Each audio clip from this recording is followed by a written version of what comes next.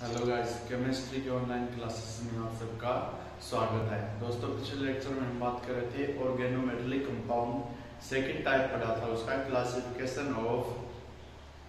Classification of nature of ligand के आधार पर हमने ऑर्गेनोमेटेलिक कंपाउंड का क्लासिफिकेशन पढ़ा था। Classification of organometallic compound basis of nature of ligand. अब देखिए दोस्तों, इसके बाद हम बात करने वाले हैं एप्लीकेशन ऑफ ऑर्गेनोमेटेलिक कंपाउंड है, और इसके बाद हम पढ़ेंगे लिथियम के कार्य धातुविक यौगिक ऑर्गेनोमेटेलिक कंपाउंड ऑफ एलाइड यानी लिथियम के। सबसे पहले देखिए इसकी एप्लीकेशन ऑफ ऑर्गेनोमेटेलिक कंपाउंड यानी इसके कौन कौन से उपयोग किए जा सकते हैं। Application of organometallic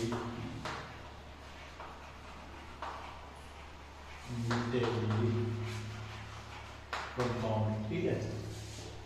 application of unit third दोस्तों ये इनऑर्गेनिक केमिस्ट्री और inorganic chemistry unit third application of inorganic organometallic compound.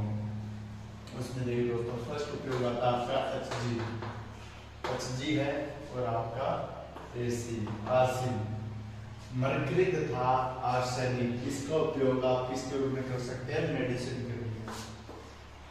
First है मेडिसिन के रूप में इन दोनों जो है ये नॉन मेटल और ये मेटल, इनका उपयोग किया जाता है। इसका उपयोग किया जाता है मरकरी क्रोम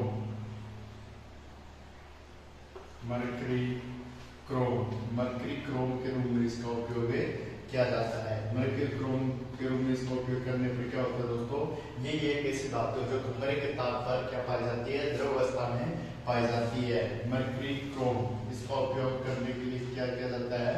इसका उपयोग किया जाता है घाव को सड़ने से बचाने के लिए, घाव को साफ करने व त्वचा को सड़ने से बचाने के लिए, ठीक है। जो क्षतिग्रस्त घाव है उस पर क्या लगाए जाते हैं? अगर मरकरी क्रोम लगा दिया जाए तो क्या हो जाएगा?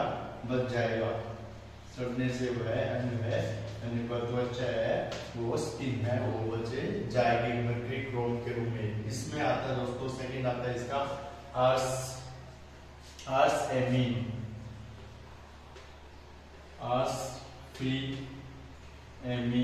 ठीक है। इसकी दूसरी है, इसका ये है आर्सफिएमीन। इसका उपयोग किया जाता है दोस्तों सिफिलिस रोग होता है उसमें किया जाता है।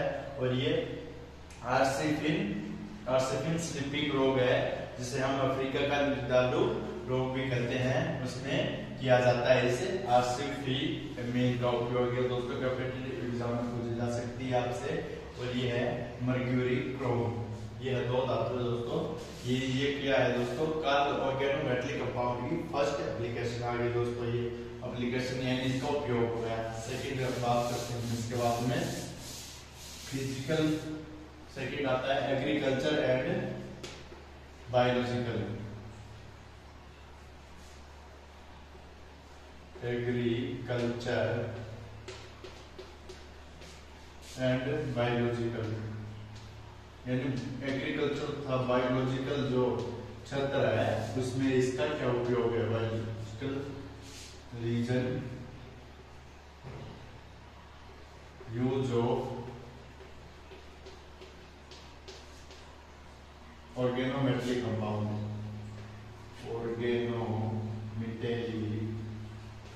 यानी क्या यूज है इसका? सेकंड है, इसमें किस प्रकार से यौगिक का उपयोग किया जाता है। एग्रीकल्चर था जो बायोलॉजिकल है उसमें किसका उपयोग किया जाता है? एग्जांपल में हम लेते हैं SN, तीन धातु के एल्काइल था एराइल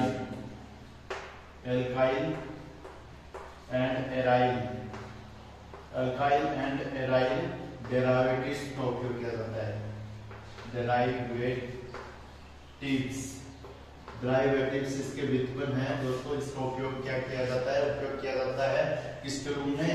बीजों को साफ करने के लिए,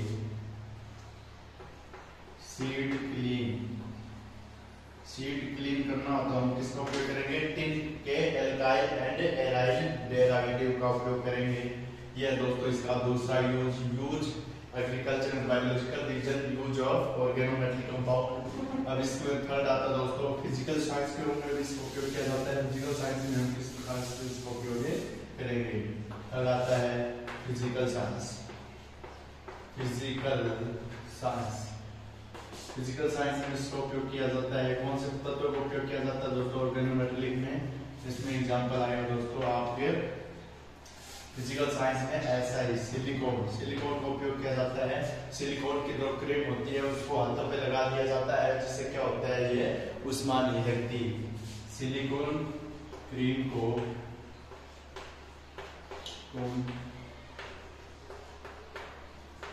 को हाथों पर लगाकर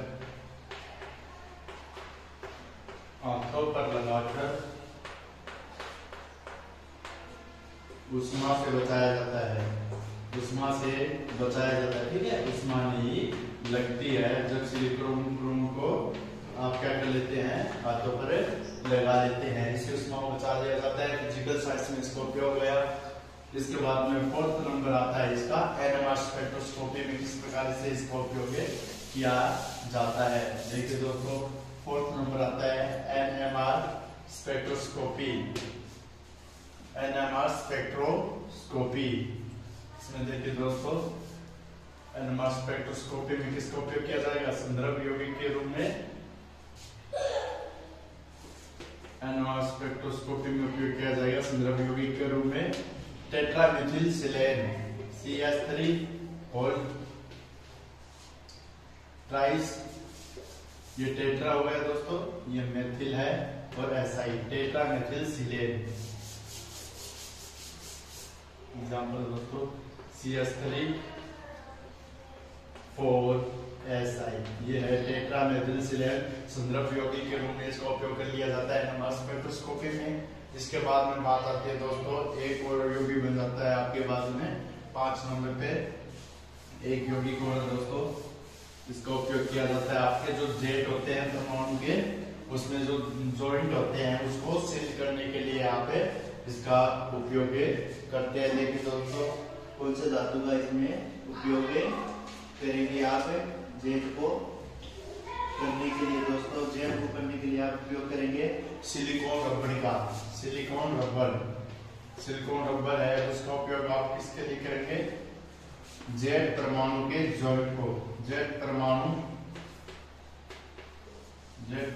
जेट यान दोस्तों वायुयान होते हैं नो के जॉइंट को सील करने के लिए, यानी उनमें टांके सील करने के लिए आप किस तत्व का उपयोग करेंगे। टांके लगाने के लिए या जोड़ने के लिए हम उपयोग करेंगे सिलिकॉन रबर का। सिलिकॉन रबर है उसका उपयोग कर लिया जाता है। इसके बाद में आता है दोस्तों TEL टेट्राएथिल लेड। 6th नंबर इसकी एप्लीकेशन आती है TEL tetraethyl lead. Tetraethyl lead है इसका उपयोग किसके रूप में किया जाता है ईंधन के उष्मारोधी के रूप में, जिससे क्या नहीं आती दोस्तों एंटी नॉकिंग एंजाइम पाया जाता है, जिसमें इसमें क्या नहीं आते दोस्तों विस्फोटन नहीं होता ईंधन में। ठीक है, ईंधन में विस्फोट को रोकने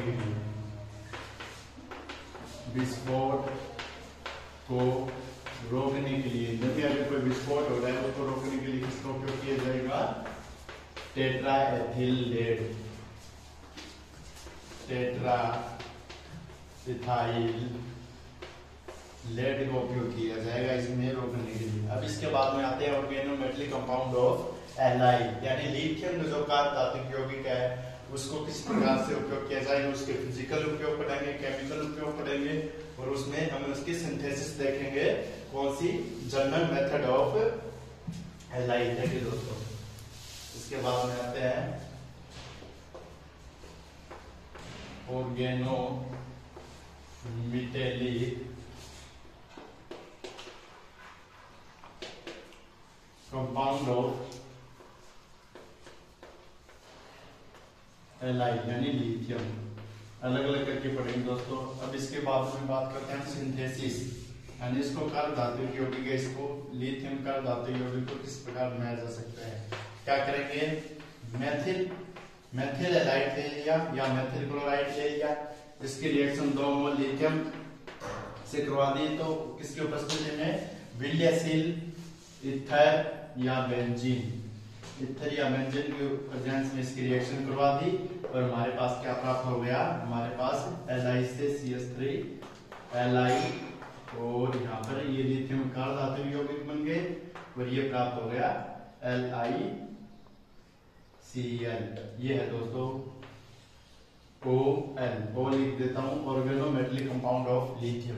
ये बन गया आपका मेथिल लिथियम। ये है दोस्तों फर्स्ट मेथड। सेकंड मेथड में हम क्या कर सकते हैं, हम ले सकते हैं C6H5 और ट्राइस Hg की रिएक्शन किससे करा सकते हैं, 3 मोल लिथियम से करवा दें, 3 मोल लिथियम से करवा देंगे तो लिथियम का धातु यौगिक प्राप्त हो जाएंगे और हमारे पास C6H5Li 2Li प्लस LiHg, ये बाहर निकल जाएगा और हमारे पास ये जो यौगिक है दोस्तों ये प्राप्त हो जाएगा। अब इसके बाद में आते हैं इसके physical properties of lithium. Physical यानी भौतिक चेंज कौन कौन से होंगे इसमें, अब देखिए दोस्तों कौन कौन से चेंज होंगे इसमें, देखिए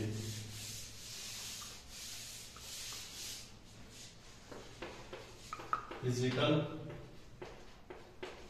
प्रॉपर्टी देख रहे हैं हम, ऑर्गेनोमेटेलिक कंपाउंड है लिथियम उसकी, उसमें हम फर्स्ट प्रॉपर्टी देखते हैं तो हमें ये जो दोस्तों H2 है, H2 मिले होने का ये क्या है, जैसे मेथिल लिथियम है, मेथिल लिथियम में मैंने H2 डाल दिया तो ये क्या हो जाएगा दोस्तों, विलय हो जाएगा और हमारे पास क्या बनेगा, मेथिल लिथियम H2 डालने के बाद H प्लस OH माइनस में टूटेगा, H प्लस OH माइनस में टूटने के बाद ये Li है प्लस की तरफ भागेगा और इस पर प्लस और Li पर पॉजिटिव, OH Li OH बाहर निकल जाएगा और CH3 Li प्लस LiOH, इस प्रकार से परमाणु बन जाएगा। और ये इससे हम क्या कह सकते हैं, इसके कारण इसका जो गलनांक व क्वथनांक है, जो मेल्टिंग पॉइंट तथा बॉइलिंग पॉइंट है वो क्या हो जाता है, कम हो जाता है। MP एंड BP क्या हो जाते हैं, इसके कम हो जाते हैं। और जब हम इसमें विद्युत अपघटन करा देते हैं तो इसमें क्या होता है दोस्तों, धारा का प्रभाव होने के कारण जो ऑर्गेनिक ग्रुप है उस पर तो आपके क्या आ जाएगा, एनोड सिरे की ओर उस पर आएगा प्लस, और जो आपके धातु है मेटल है एमसी बॉन्ड में, जैसे ये CH3 है इस पर तो आपके प्लस आ गया, विद्युत धारा विद्युत अपघटन होता है तो ये Li है, इस क्रिया माने इसका मैंने करा दिया विद्युत अपघटन। विद्युत अपघटन कराने के बाद क्या होगा, विद्युत अपघटन कराने के बाद इसमें CH3 इस पर तो आ गया पॉजिटिव, ये एनोड के रूप में कार्य करेगा। और ये जो लिथियम है ये मेटल है, इस पर आ गया नेगेटिव, ये कैथोड के रूप में कार्य करेगा।